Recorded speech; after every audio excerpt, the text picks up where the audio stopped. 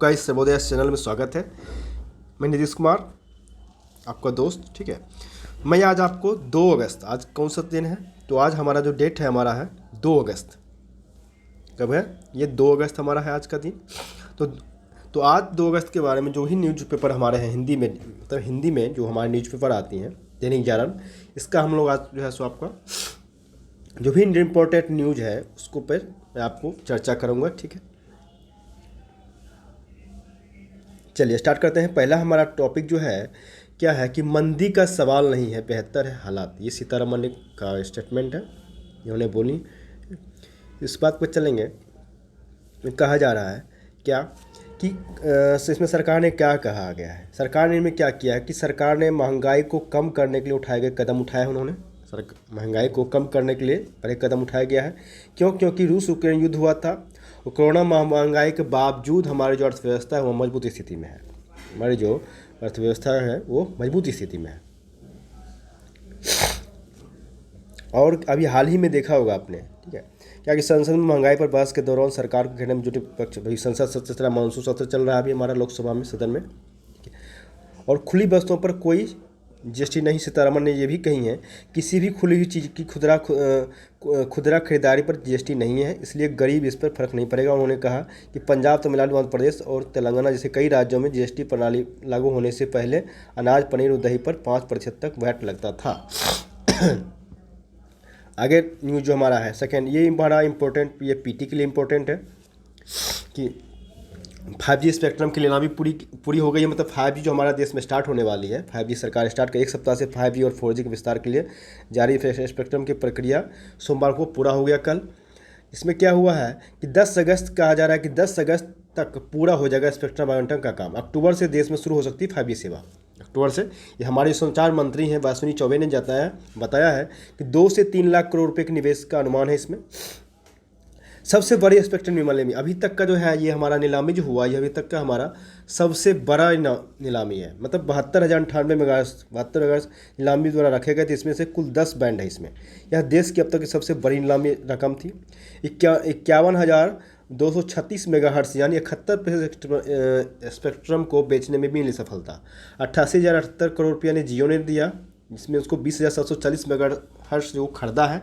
इसी अगर बात करें आगे तो 43,084 जो है करोड़ रुपये दिए हैं, और 19,867 मेगाहर्ट्ज़ खरीदा है कौन? एयरटेल खरीदा है। और लास्ट में आगे है कौन? तो 212 करोड़ रुपये में 400 मेगाहर्ट्ज़ अदानी ने खाते में गया है। ये हमारा पीटी का सवाल था। आगे अगर बात करें सुशीला विजय के बारे में, तो ये पीटी के लिए भी इम्पोर्टेंट रहेगा। हमारा पीटी के लिए रहेगा कि महत्वपूर्ण है कि जुडोका में सुशीला देवी ने 48 किलोग्राम भार में रजत जीता है।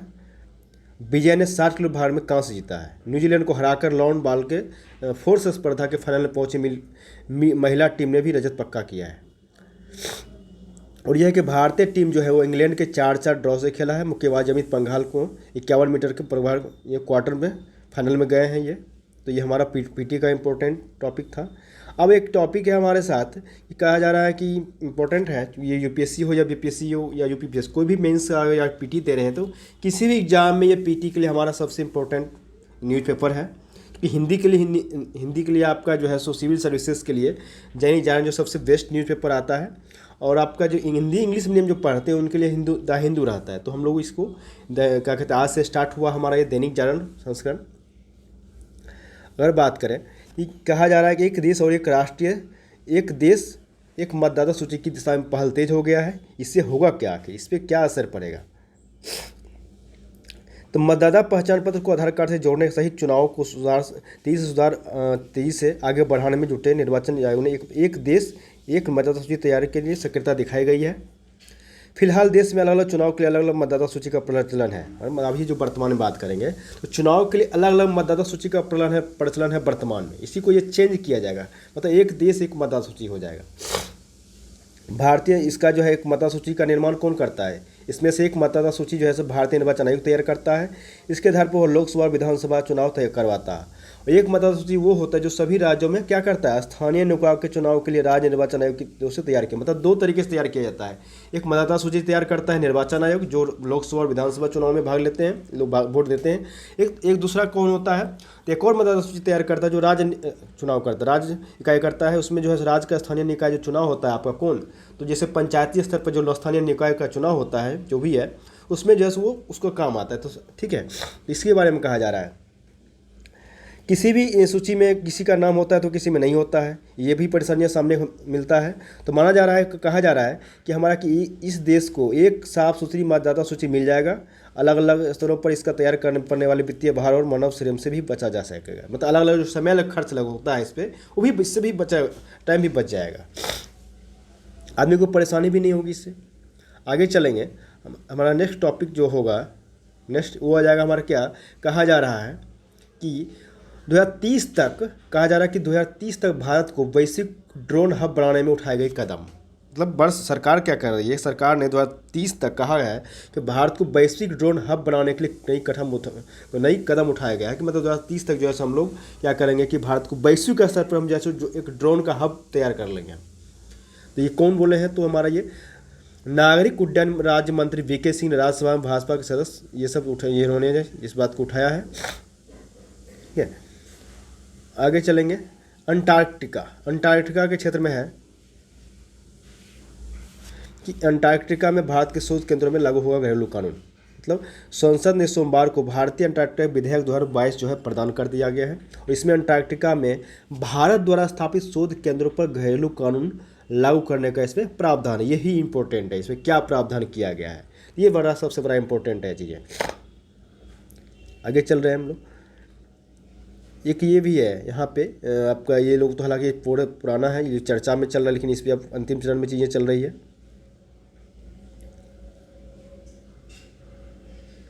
ये हमारा अंतिम चरण में चल रहा है। क्या है कि यूएई में अपना परिसर स्थापित करने की संभावना तलाशी आईआईटी दिल्ली, मतलब केंद्रीय शिक्षा जो राज्य मंत्री हैं सुभाष सरकार ने सोमवार को लोकसभा में कहा कि भारतीय प्रौद्योगिकी संस्थान मतलब आईआईटी दिल्ली से सरकार ने कहा है कि वो संयुक्त अरब अमीरात मतलब यूएई में एक परिसर स्थापित करने की संभावना को तलाश करे। वहाँ जो है हमारा आईआईटी होगा, तो जगह तलाशने के लिए कहा जा रहा है। आगे अगर बात करें, ये सब तो पॉलिटिकल इशू का है, हमारे पास न्यूज़ है। आगे जो हमारा है ये देखिए, कहा जा रहा है कि पहले क्या कहते हैं हम, ये क्या पहले किसकी याचिका को हो लिस्ट, इसमें मामला है, इस पर सुनवाई चल रही है। ये है, अब हम क्या है ये टॉपिक आ रहा है कि अब हम पाकिस्तानी नहीं पूरी तरह हिंदुस्तानी हो चुके हैं। ये कौन वो है, मतलब ये जो क्या है कि 370 जो हटाया गया था आपका जम्मू कश्मीर से, तो 370 हटने के बाद पाकिस्तान से आए विस्थापित जो भी आए हैं, गोरखा वाल्मीकि समाज को मिली सभी अधिकार मिल चुका है। जम्मू कश्मीर में सामाजिक न्याय और समानता के दौर की हो चुकी है शुरुआत हो चुका है। और ये शुरुआत कब हुआ था, तो अगर बात करें इसके बैक में जाए क्या है, तो केंद्र सरकार ने 5 अगस्त 2019 को हटाया था, 1970 हटा दिया गया था, और 335 से भी हटाया गया था। इस बात को भी ध्यान देना है चाहिए। अब है का कि सरकारी शिक्षा कोष से एनसीयूआई के अधिकार पर हटाने का प्रस्ताव में खलबली, मतलब क्या है, सहकारिता क्षेत्र में पुराने हो पड़ चुके नियम जो कानूनों को संशोधन किया जाएगा। इसमें सहकारिता मंत्रालय ने इस पर क्या मसौदा भी तैयार कर चुका है, और मंत्रालय ने विधेयक के रूप में क्या किया है, तो विधेयक के रूप में इसको संसद में पारित करने के कवायद शुरू कर दिया है। इससे क्या होगा कि आधा परिबंधन और पात्रपत्तियाँ हैं इस पर, और जल्द ही हम इस तरह से क्या करेंगे, मुलाकात करेंगे। ये सब चीज़ें हैं इसमें दिया हुआ है।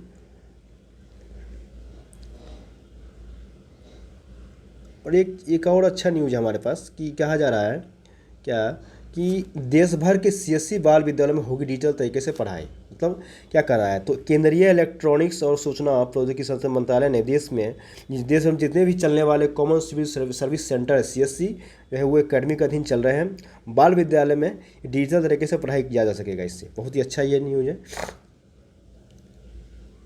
आगे अगर बात करें तो आगे हमारा एक न्यूज़ है, ये चीता के ऊपर है, ये एनवायरनमेंट का है कि मध्य प्रदेश में चीता के लिए बने बार में दिखे तेंदुए दिखा गया है वहाँ पे, क्योंकि मध्य प्रदेश के श्योपुर स्थित कोलो पालमपुर राष्ट्रीय उद्यान में अफ्रीकी देश नामीबिया से लाकर चीता को बसाए जाने की योजना जो अंतिम चरण में है, इस बात को भी ध्यान देना है। कहाँ से, तो ये लाया गया तो नामीबिया से लाया गया है, चीता उसको बसाया गया वहाँ पे।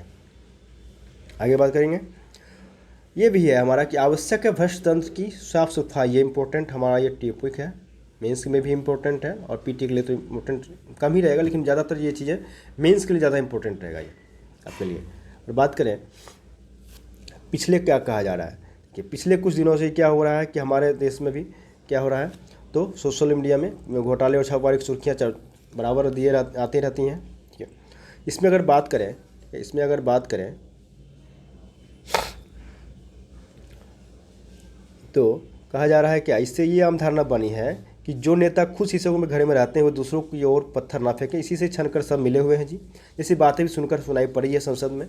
ऐसे में जनता के बीच यह स्वीकार्यता बढ़ती गई ही कि हमारे समाज में कुछ स्तर पर भ्रष्टाचार है। इसके पीछे व्यापक रूप से चुनावी राजनीति की मजबूरियाँ रही, क्योंकि चुनाव लड़ने के लिए भारी मात्रा में पैसों की दरकार होती है। अगर नेता जनता की न्यूनतम आवश्यकताओं की पूर्ति करते रहें तो जनता को उनसे तब तक कोई शिकायत नहीं होती जब तक वे उनसे उगाही या उत्पीड़न न करने लगे।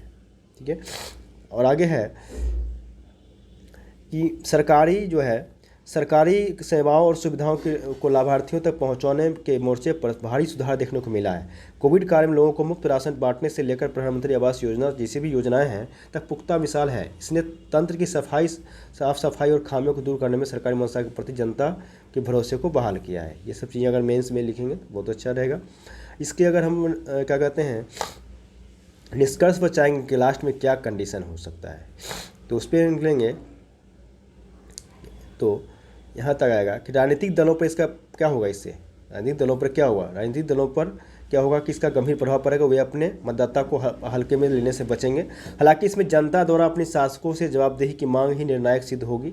भारत भ्रष्टाचार और वंशवादी राजनीति वाली तीसरी दुनिया वाली कार्यस्थिति के साथ पहली कतार में देशों में शामिल नहीं हो सकता है।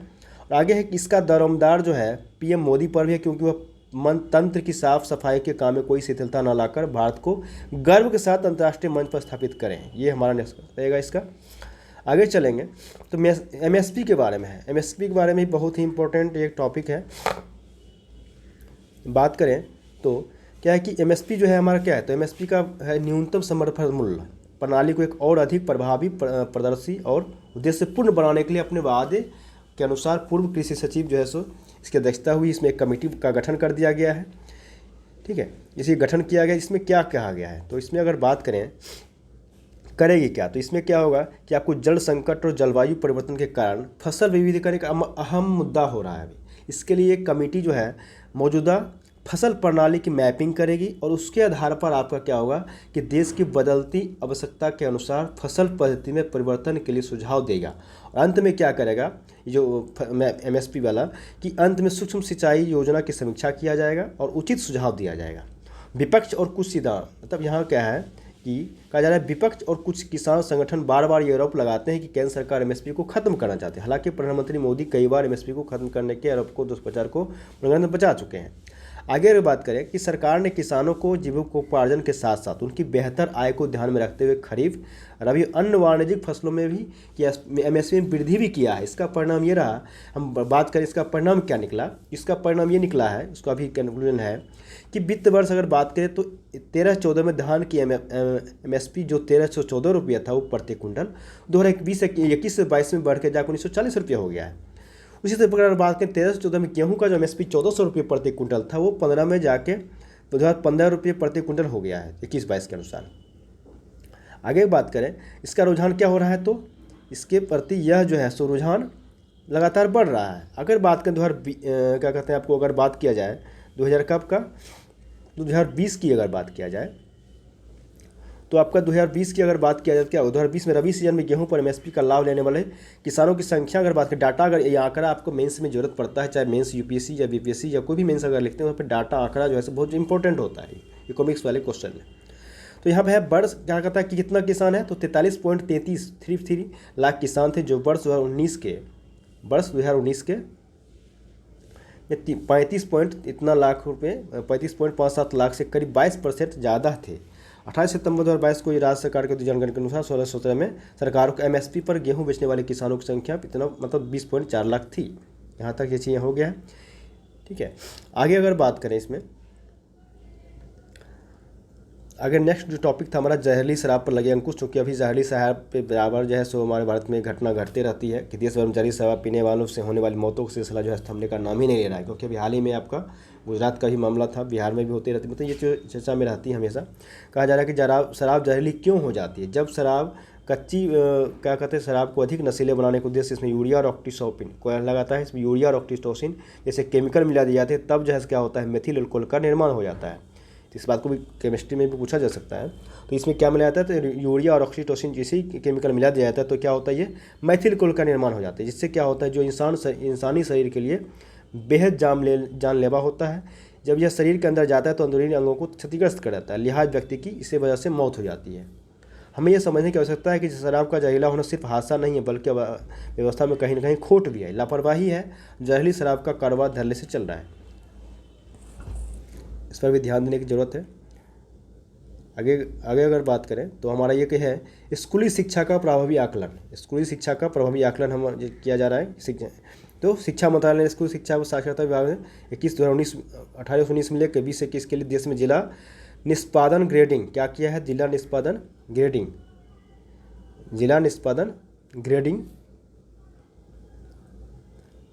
ठीक है, जिला निष्पादन ग्रेडिंग सूचकांक PGID को जारी किया। इस सूचकांक में क्या होगा कि संबंधित जिलों द्वारा उपलब्ध कराए गए आंकड़ों सहित विभिन्न स्रोतों से एकत्रित आंकड़ों के आधार पर स्कूली शिक्षा में जिला स्तर के प्रदर्शन का आकलन किया गया। इसमें देश भर में स्कूली शिक्षा के प्रभावी आकलन एवं उनके सुधारों को लेकर अभी तक कोई ठोस बदल नहीं किया गया था इससे पहले। इसके बारे में यह है, तो लिस्टिंग इसमें क्या होगा, आपको और भी बता रहे चाहिए कि डिजिटल लर्निंग की लचर व्यवस्था। देश में कोरोना महामारी आई है, उसके बाद से शिक्षण कार्यों में काफ़ी प्रभावित किया इसने। ऐसे में ऑनलाइन शिक्षा जो है सो कि ऑनलाइन शिक्षा देश के सामने एक बेहतर विकल्प के तौर पर उभर चुका है, परंतु अभी भी ऑनलाइन शिक्षण व्यवस्था के लिए आधारभूत संरचना की कमी है। जिलों के निष्पादन ग्रेडिंग सूचकांक 19-20 के अनुसार कहा जा रहा है कि देश भर में स्कूलों ने डिजिटल लर्निंग की श्रेणी में बेहद खराब प्रदर्शन किया है। वहीं सूचकांक में डिजिटल लर्निंग प्रदर्शन के मामले में ग्रामीण और शहरी इलाकों में साफ अंतर पता चल रहा है। ग्रामीण और शहरी में इस पर अंतर पता चल रहा है चीज़ों को। आगे अगर बात करें तो लगातार जो है GST के बारे में अगर बात करें तो GST लगातार जो है 5वें महीने, मतलब इस साल का 5वें महीने GST जो है संग्रह जो इकट्ठा किया जाता है, जो जमा होती है, तो कलेक्शन जो हुआ, टैक्स कलेक्शन जो होता है उसमें जो है सो लगातार 5वां महीना है जो इसमें बढ़ोतरी देखा गया है। मतलब जुलाई महीने में क्या हुआ है कि जुलाई महीने में GST संग्रह 1,48,995 के मुकाबले 68% अधिक है। GST प्रणाली के लागू होने के बाद यह संग्रह क्या हुआ है, तो यह संग्रह अब तक का दूसरा सर्वाधिक संग्रह है, मतलब इकट्ठा है, क्योंकि इस साल अप्रैल में 1,67,00,000 करोड़ का सर्वाधिक संग्रह किया गया था। इस साल मार्च में GST संग्रह 1,40 लाख करोड़ के पार हो गया है। तो इस बात को भी ध्यान देना है, ये हमारे क्या कहते हैं PT में भी ये क्वेश्चन आ सकते हैं। आगे अगर नेक्स्ट टॉपिक की अगर बात करें तो दिवालिया होने से बचे 30 अरब टैक्स का लगाएगा पाकिस्तान। अगर सुनक ने कहा है, अगला है सुनक ने क्या कहा है, तो सुनक ने कहा है कि 2029 तक कर में 20% की कटौती करेंगे। चर्चा में पता ही होगा, जानकारी होंगे आप लोग, चर्चा में चल रही है कि ब्रिटेन में नया प्रधानमंत्री चुनने के लिए चल रही प्रक्रिया के बीच हो रही सर्वे में पिछड़ते हो रहे हैं। भारतीय मूल के नेता हैं श्री ऋषि सुनक ने सोमवार को कर आरोपण को लेकर यूटर्न लिया है। उन्होंने कहा कि प्रधानमंत्री बनने पर हम 2019 तक आयकर में 20% की कटौती करें। कोविड महामारी और यूक्रेन युद्ध के चलते क्या हुआ है कि ब्रिटेन रिकॉर्ड महंगाई के दौर से गुजर रहा है। आगे हमारा है कि म्यांमार में क्या हो रहा है कि सैन्य सरकार ने 6 और महीनों के लिए बढ़ाया आपातकालीन, आपातकाल लगा उसमें 6 महीने की और बढ़ोतरी कर दिया गया है। आगे बढ़ रहे हैं चीज़ें। अटलांटिक में हमारा क्या हुआ है, ये PT का है, अटलांटिक में भारत और फ्रांस की नौसेनाओं का सैन्यवास वक्त किया गया है। तो ये PT का भी क्वेश्चन है कि स्विट्जरलैंड ने कौन सा पदक जीता है, तो रजत जीता है, और पिजिया ने जीता, कांस्य जीता है। लॉन बॉल में पदक पक्का हो गया है। तो ये हमारा PT का है चीज़ें। चलिए, तो इस तरीके से हम लोगों ने आज का ये डिस्कशन रहा। तो फिर हम लोग कल मिलते हैं फिर नए टॉपिक की ओर, कल का फिर न्यूज़ पेपर को लेके। तब तक के लिए आपको बहुत बहुत धन्यवाद। कृपया इस वीडियो को शेयर करें और सब्सक्राइब करें चैनल को। चलिए, बहुत धन्यवाद, फिर कल मिलते हैं।